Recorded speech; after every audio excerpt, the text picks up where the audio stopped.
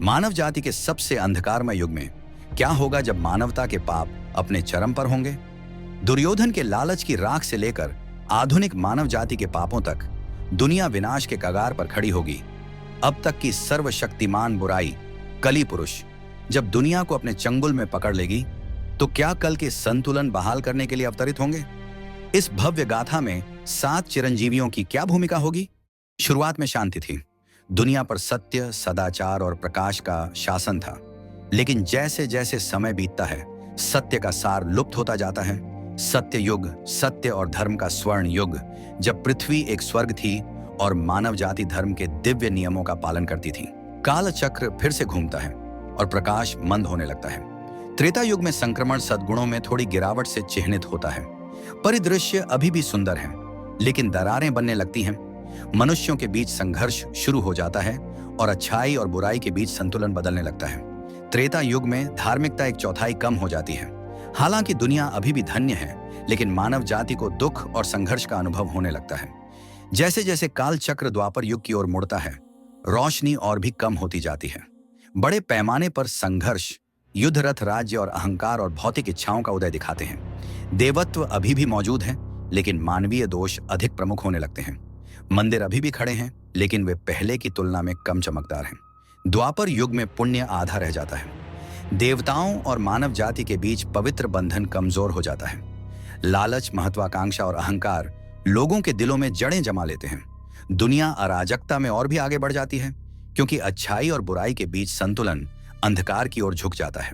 और अंत में समय का चक्र कलयुग में पहुंचता है, विनाश का युग, जहां पुण्य केवल 1/4 ही बचा है।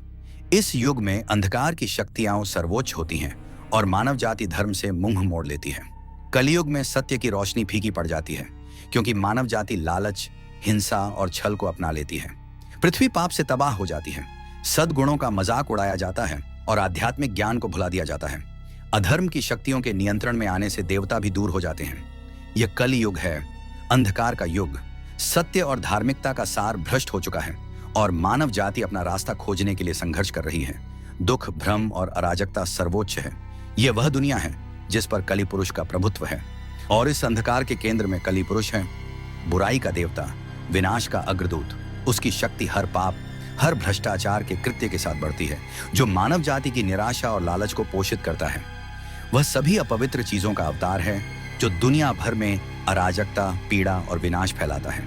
लेकिन सबसे घने अंधकार में भी एक प्राचीन भविष्यवाणी जीवित है, एक दिव्य उद्धारकर्ता जो अंधकार से उठकर कली पुरुष के शासन को चुनौती देगा।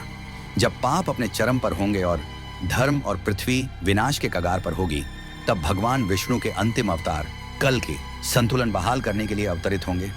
कल की मानवता की अंतिम आशा बनकर उभरेंगे।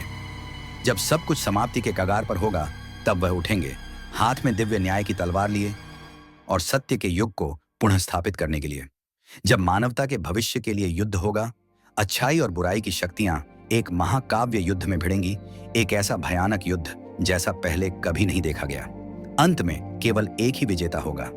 लेकिन कली का जन्म कैसे हुआ?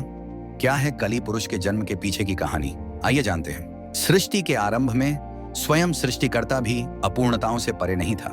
भगवान ब्रह्मा, जो सभी संसारों के रचयिता थे, ने वासना, क्रोध, लोभ और अभिमान के हर अंतिम निशान से खुद को मुक्त करने का प्रयास किया। उनका ध्यान शुद्धिकरण का कार्य था, ईश्वरीय इच्छा और ब्रह्मांडीय व्यवस्था के साथ संरेखित होने के लिए।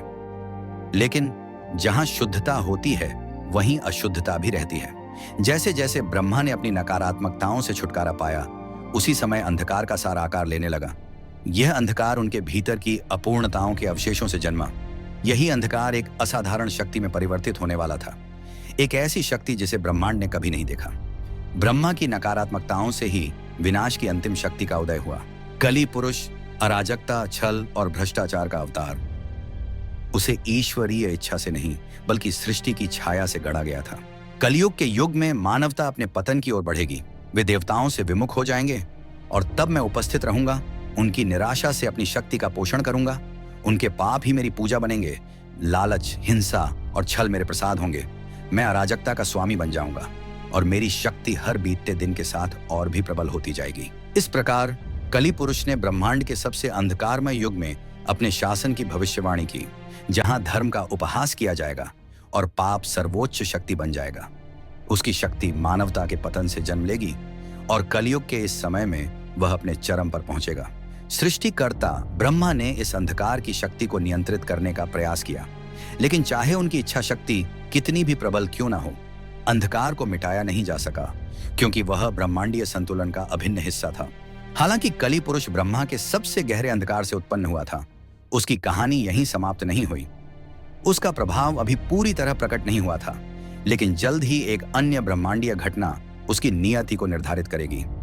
एक ऐसा मंथन जो न केवल ब्रह्मांड के भविष्य को आकार देगा, बल्कि कली पुरुष को वह प्रदान करेगा जिसकी उसे सबसे अधिक लालसा थी, अमृता। कलयुग से पहले के युगों में देवता और दानव एक अभूतपूर्व गठबंधन में एक साथ आए। उनका लक्ष्य था अमृत की प्राप्ति, वह अमृता का अमृत जो ब्रह्मांडीय महासागर की गहराई में छिपा हुआ था।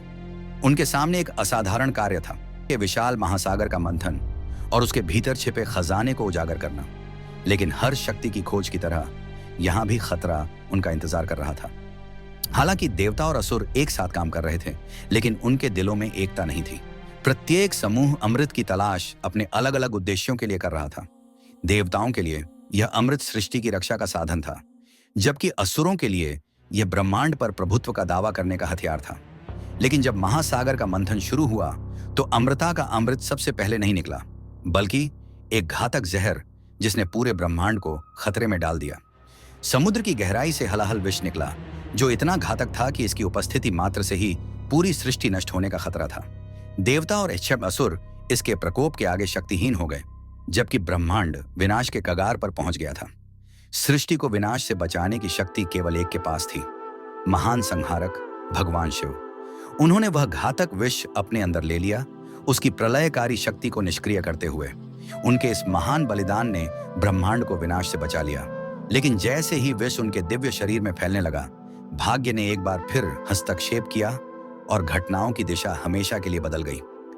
लेकिन जैसे ही विष ने उनके दिव्य शरीर को छुआ, कुछ बूंदें नीचे अराजकता में फिसल गईं। घटनाओं की दिशा हमेशा के लिए बदल गई।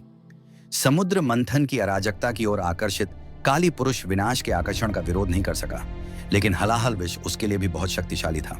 जैसे ही विष ने उसके विभत्स रूप को छुआ, उसका शरीर जलने लगा, उसका मांस राख में बदल गया। वह मृत्यु के कगार पर पहुंच गया और उसका अस्तित्व अधर में लटक गया। अराजकता के बीच अमृता का अमृत आखिरकार सामने आया। अनंत जीवन की चाह में लीन देवों और असुरों के बीच महाकाव्यात्मक युद्ध हुआ। अमृता के लिए संघर्ष शुरू हो चुका था और दोनों पक्ष जानते थे कि जीत ही ब्रह्मांड का भाग्य तय करेगी। युद्ध के बीच में भाग्य ने एक बार फिर हस्तक्षेप किया। अमृत की कुछ बूंदें देवताओं पर नहीं, बल्कि कली पुरुष की राख पर गिरी और उस राख से वह फिर से उठ खड़ा हुआ। इस बार उसकी नसों में अमृता का उपहार बह रहा था। काली पुरुष का पुनर्जन्म हो चुका था। वह पहले से अधिक शक्तिशाली था और अब अमर हो चुका था। उसकी नियति तय हो चुकी थी, क्योंकि कलियुग में वह सर्वोच्च शासन करेगा, मानव जाति के पापों का भक्षण करेगा और दुनिया भर में अपनी अराजकता फैलाएगा। उसकी अमृता ने उसे अजय बना दिया और देवता भी आने वाली घटना से कांप उठे। द्वापर युग में कली पुरुष ने दुर्योधन का रूप धारण किया। कौरवों में सबसे बड़ा, जिसका लालच और भगवान कृष्ण द्वारा प्रस्तावित शांति को ठुकराने का घमंड ही कुरुक्षेत्र के महान युद्ध का कारण बना। इस विनाशकारी युद्ध ने लाखों लोगों की जान ली और दुनिया को कलयुग की दहलीज पर ला खड़ा किया। अब कलयुग में अधर्म ने दुनिया को अपनी चपेट में ले लिया है। धार्मिकता के सिद्धांतों को भुला दिया गया है और कली पुरुष अंधकार में फलता फूलता है, मानवता के पापों से पोषण प्राप्त करता है। हर हिंसा, हर झूठ और हर विश्वासघात उसे और भी अधिक शक्तिशाली बनाते हैं। इतना शक्तिशाली कि उसके सामने अतीत के सबसे जघन्य राक्षस जैसे रावण, कंस और हिरण्यकश्यप भी फीके पड़ जाते हैं। उसकी शक्ति उन सभी से बढ़कर है, क्योंकि वह मानवता के सामूहिक पापों का प्रतीक है। कल के पुराण के अनुसार कली पुरुष ने अपने निवास स्थानों को बहुत सोच समझकर चुना है। जुआ, शराब, वेश्यावृत्ति, हत्या और सोना, ये प्रलोभनों से भरे स्थान उसकी शक्ति के मुख्य स्रोत हैं। हर व्यक्ति जो इन पापों के जाल में फंसता है, वह कली पुरुष को और अधिक सशक्त बनाता है, उसे पूर्ण प्रभुत्व की ओर एक कदम और करीब लाता है। हर बार जब कोई आत्मा इन पाप के में गिरती है, तो काली पुरुष की पकड़ दुनिया पर और भी मजबूत हो जाती है। उसकी शक्ति लगातार बढ़ती जाती है और वह सबसे बेहतरीन मस्तिष्क को भी अंधकार की ओर मोड़ देता है। जो लोग भौतिक संपत्ति, क्षणिक सुख और अपने साथी मनुष्यों पर विजय प्राप्त करने की इच्छा रखते हैं, वे उसके सबसे बड़े हथियार बन जाते हैं। कली पुरुष के उदय के साथ धर्म धीरे धीरे लुप्त होने लगता है। धार्मिक संस्थाएं चरमरा जाती हैं, महान आदर्श भुला दिए जाते हैं और आध्यात्मिकता के स्थान पर भौतिकवाद आ खड़ा होता है। यहाँ तक कि सबसे पवित्र स्थान भी उसकी छाया में आ जाते हैं। क्यों? कली पुरुष के बढ़ते प्रभाव में जैसे जैसे मानवता के पाप बढ़ते जाएंगे और दुनिया विनाश के कगार पर पहुंच जाएगी, तब कल की एक सफेद घोड़े पर सवार होकर और धर्म की तलवार लेकर संतुलन बहाल करने के लिए अवतरित होंगे। युगों युगों से 7 अमर योद्धा इस क्षण की प्रतीक्षा कर रहे हैं। धर्म के प्रति अपने कर्तव्य से बंधे हुए उन्होंने दुनिया को अंधकार में डूबते हुए देखा है, ये जानते हुए कि उनका समय आएगा। अब जैसे जैसे कल्कि का आह्वान निकट आता है, 7 चिरंजीवी अपनी लंबी निगरानी से उठते हैं। युद्ध में अपने दिव्य उद्देश्य को पूरा करने की तैयारी करते हैं, जो सभी सृष्टि के भाग्य का फैसला करेगा। ये 7 चिरंजीवी हैं। अश्वत्थामा महाभारत में अपनी भूमिका के लिए अमृता के अभिशाप से पीड़ित। द्रोणाचार्य के पुत्र अश्वत्थामा अनंत पीड़ा में पृथ्वी पर भटकते हैं, लेकिन भविष्यवाणी में कहा गया है कि कली पुरुष के खिलाफ लड़ाई में उनकी ताकत महत्वपूर्ण होगी और वे कल्कि के पक्ष में खड़े होंगे। वायु के शक्तिशाली पुत्र हनुमान पृथ्वी पर हमेशा सतर्क, हमेशा समर्पित रहते हैं। ब्रह्मांड में उनकी बेजोड़ शक्ति एक बार फिर धर्म की सेवा करेगी जब कल के अवतार अंधकार की शक्तियों को नष्ट करने के लिए आएगा। महान योद्धा ऋषि परशुराम विष्णु के 6ठे अवतार अथक प्रशिक्षण ले रहे हैं। उस दिन की प्रतीक्षा कर रहे हैं जब वे कल्कि के साथ युद्ध करेंगे। उनकी दिव्य कुल्हाड़ी बुराई को नष्ट करने के लिए गढ़ा गया एक हथियार शक्तिशाली काली पुरुष को हराने में महत्वपूर्ण होगा। व्यास महान अर्षि और युगों के इतिहासकार ब्रह्मांड के ज्ञान को संरक्षित करने के अपने कर्तव्य में दृढ़ हैं। धर्म और अधर्म के बारे में उनका ज्ञान अनगिनत जन्मों में संचित है। कली पुरुष के विरुद्ध अंतिम युद्ध में अपरिहार्य होंगे। उनकी शिक्षाएं दुनिया में संतुलन बहाल करने में कल्कि का मार्गदर्शन करेंगी। लंका के धर्मी राजा विभीषण सदाचार के प्रतीक के रूप में खड़े हैं। धर्म के प्रति उनकी निष्ठा अडिग है और जब समय आएगा तो वे कली पुरुष के विनाश और धर्म की बहाली सुनिश्चित करने के लिए अंतिम युद्ध में कल्कि के साथ शामिल होंगे।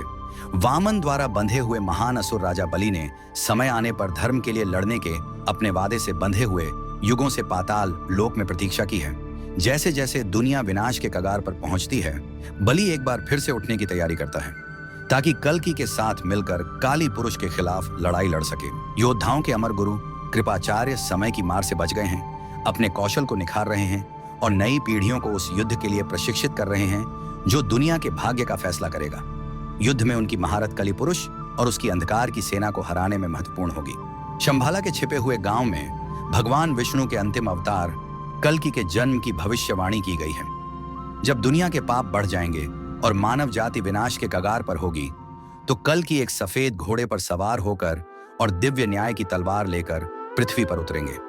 उनका मिशन कली पुरुष के शासन को समाप्त करना और धर्म के संतुलन को बहाल करना है। कली पुरुष अब अपनी शक्ति के चरम पर कली युग पर सर्वोच्च शासन करता है। अपने से पहले के किसी भी राक्षस से ज्यादा खतरनाक कली पुरुष अब अधर्म का अवतार है। मानव जाति के पाप के जाल में फंसने के कारण उसका आतंक का राज अजेय लगता है। देवताओं द्वारा चुने गए और अनंत जीवन से धन्य 7 चिरंजीव अब एकजुट हैं। उनका उद्देश्य स्पष्ट है, कल्कि अवतार के साथ मिलकर कली पुरुष के विरुद्ध अंतिम युद्ध लड़ना। उनकी दिव्य शक्ति, बुद्धि और युद्ध कौशल धर्म को बहाल करने और पाप के युग को समाप्त करने की कुंजी होगी। जब दुनिया अपने पापों का बोझ और नहीं उठा पाएगी, जब मानव जाति का दुख अपने चरम पर पहुंच जाएगा, तब विष्णु के अंतिम अवतार 7 चिरंजीवियों के साथ कल की धर्म की शक्ति को उजागर करेंगे और अंधकार के युग का अंत करेंगे।